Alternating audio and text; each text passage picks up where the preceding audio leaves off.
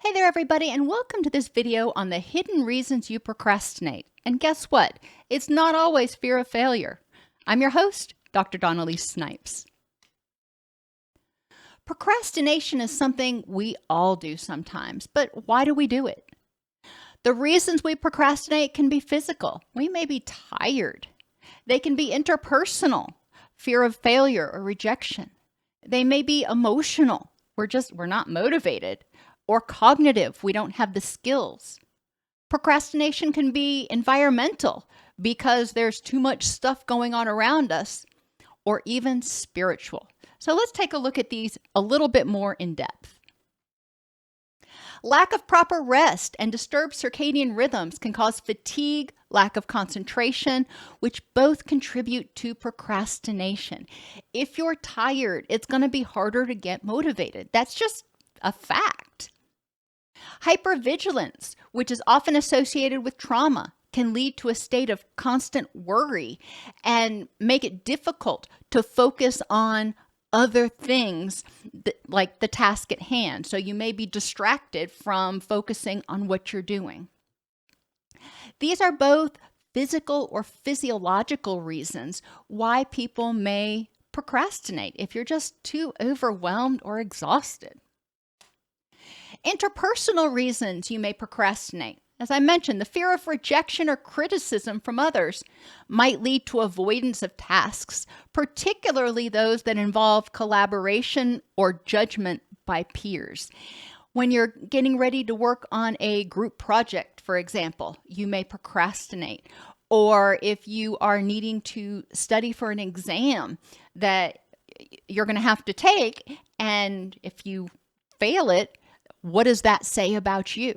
So fear of rejection, failure, criticism, those are all important. But when we talk about interpersonal, you're thinking about that person's reaction. What is that teacher going to think about you if you failed the exam? What are your peers going to think about you when you give them this project or product?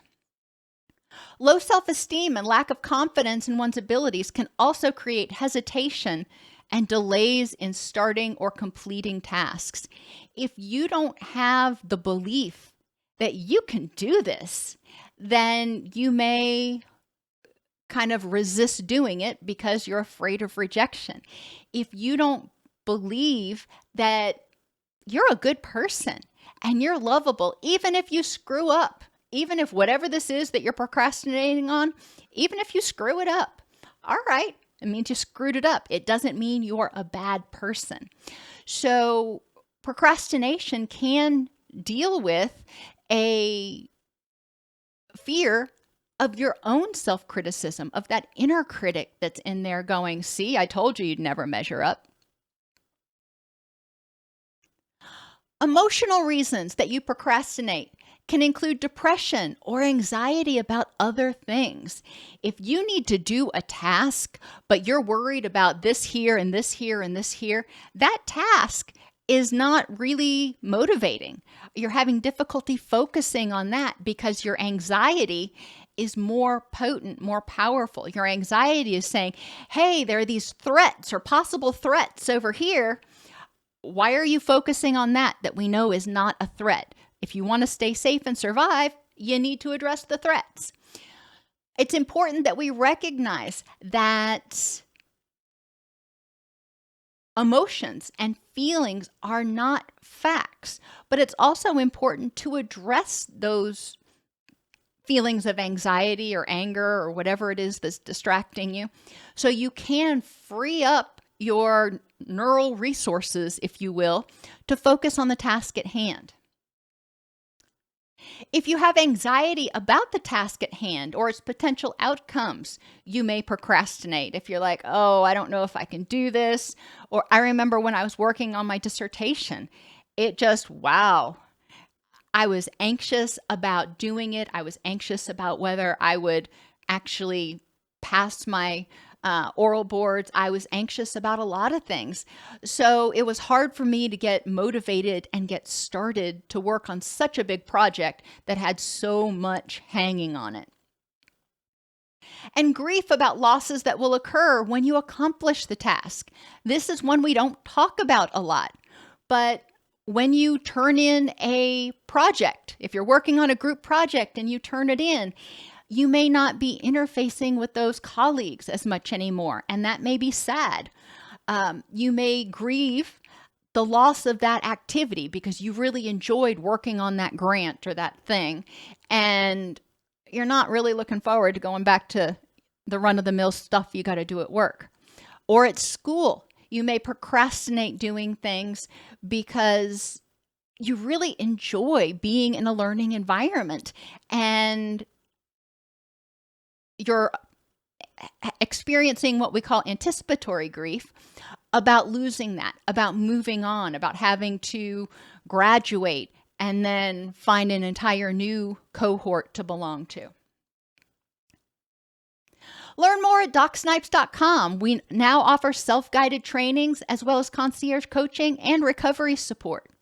Or you can donate any amount at DocSnipes.com/donate or on Cash App at DocSnipes to help us keep providing these videos to you for free. A lack of connection to the task can also reduce motivation. If you just cognitively, you're not interested in it, it's just, oh gosh, then you're probably going to procrastinate. We are motivated to do things that trigger dopamine. Dopamine is a chemical that says, I want to do that and I want to do that again.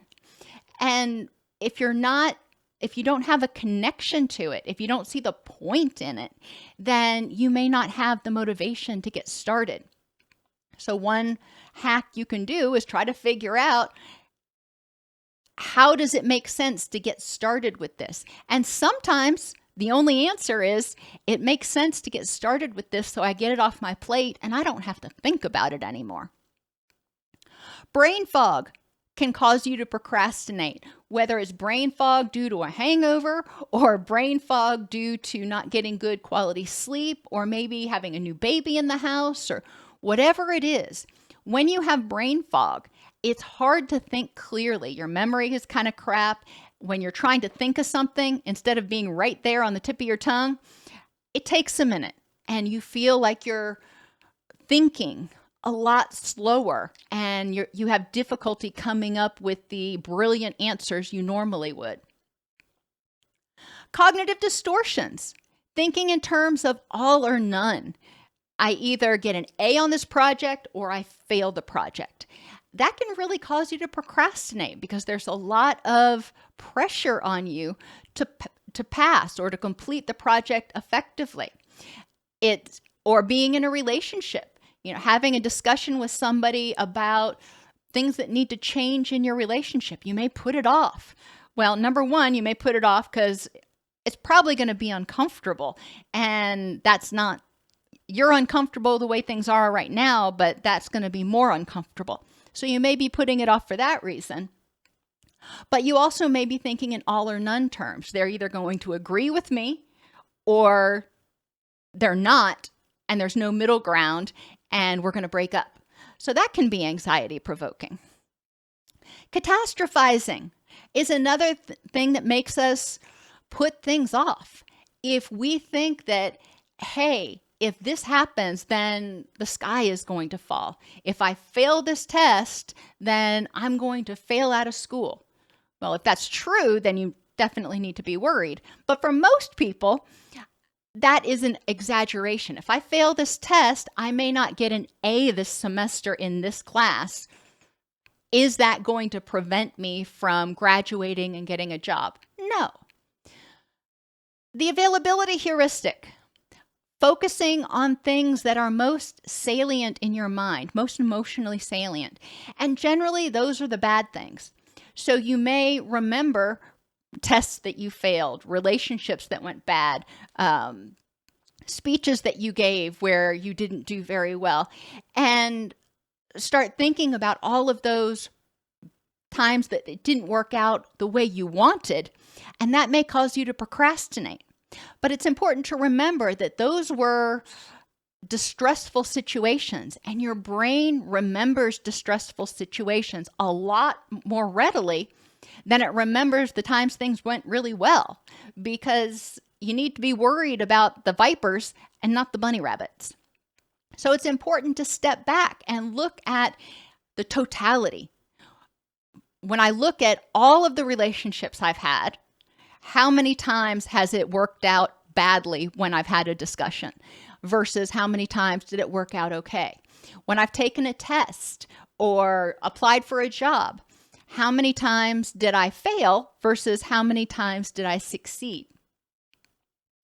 And personalization. We may put things off because we take it too personally. We assume that if we don't do this right, it means that we are stupid. It means we are a failure. And no, it means you're not good at that one thing, or you didn't do that thing well. It has nothing to do with who you are as a person. So we need to make sure to unhook from it and recognize that we are people. We are not behaviors. We are people who do behaviors. Some of those behaviors may be great and some of them may be regrettable, but we are people. Pessimism is another cognitive reason you may procrastinate. It's like, well, if I turn this in, I'm just going to get piled on with 6 other projects, so why should I get started? Or if I turn this in, nobody's going to actually ever do anything with it, so what's the point? Address the thoughts. Identify the thoughts that are keeping you from getting started. If you're having obsessive thoughts or ruminations about other things, like what your significant other is doing, or the vacation that you're going to be taking next week, or whatever it is, that can cause you to procrastinate.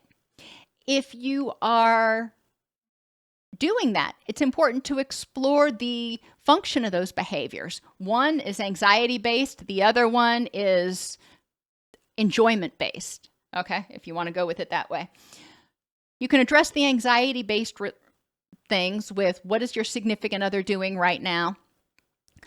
You can text them. You can deal with that thought in some way so you can put it aside, or you can write it on a piece of paper and put it aside and say, when I get this finished, I will call them or do whatever. In terms of the vacation, reminding yourself, well, if I get this done now, then I won't have to think about it when I'm on vacation, or I need to get this done so I can go on my vacation. Using that carrot, if you will, that's out there to motivate you to get it done now and to get started. You also may procrastinate because of skill deficits. You may be getting ready to do something and you're like, I have no idea to where to begin. I have no idea how to do this. And yeah, you're going to procrastinate if you don't feel like you have somebody that you can turn to who can mentor you or provide you guidance. If you have skill deficits, you don't know where to start, then it's important to step back and go, okay, who can I ask? Where can I get assistance in figuring out exactly what to do? And poor goal setting skills is the final cognitive reason. Some people may get overwhelmed with the task they've got to do because it's so incredibly monstrous. I'm working on one of those things right now, creating or recreating the 360-hour addiction counselor certification curriculum. And that's a huge task, and I've been procrastinating on it. I'll give you that. So it's important to recognize that and break it down. Goal setting means being able to set larger goals, but also being able to set sub-goals, small goals, so you don't feel overwhelmed and you can feel like you're making progress toward that ultimate goal. Environmental reasons you procrastinate may include too many distractions, making it hard to procrastinate, whether it's cats or dogs or television or your roommate coming in and out or whatever it is. It's really hard to get started and stay focused on something when you're constantly being interrupted. Similarly, but not exactly the same, is too many temptations. And I struggled with this when I first started working from home. All of those temptations to go down and get some more coffee, or to watch TV, or to do laundry, or dust the baseboards, or just about anything other than what I was probably supposed to be doing. And it's important to exercise or learn how to exercise some self-discipline and use those temptations, if you will, as rewards for when you finish one of your sub-goals. Once I finish this little part of this task, then I can do whatever this is.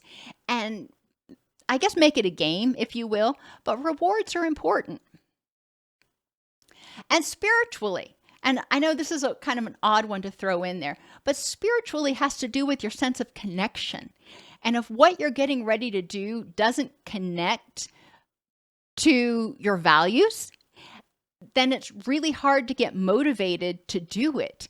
If you are getting ready to do something that you don't feel is right, that, is just disconnected from what's important to you, then you're not going to get motivated. And if there's a lack of a clear purpose for what you're doing, all right, you're having me do this. Is it just busy work, or is there a purpose for it? And we need to understand the why. When I worked in residential, I used to tell my staff, when clients ask us why we're asking them to do something, whether it's write an autobiography or do chores, when they ask us why they need to do it, we need to have an answer for them. We need to have a purpose for everything we ask them to do in order to help them understand the meaning and also understand that we are respectful of them and trying to encourage them to do things that are helping them move toward their goals for a rich and meaningful life. Like most other behaviors, procrastination is a form of communication and serves a purpose. You just got to identify the reasons you procrastinate. Why am I doing this? What am I communicating to myself by procrastinating? And then start taking steps to address the problem.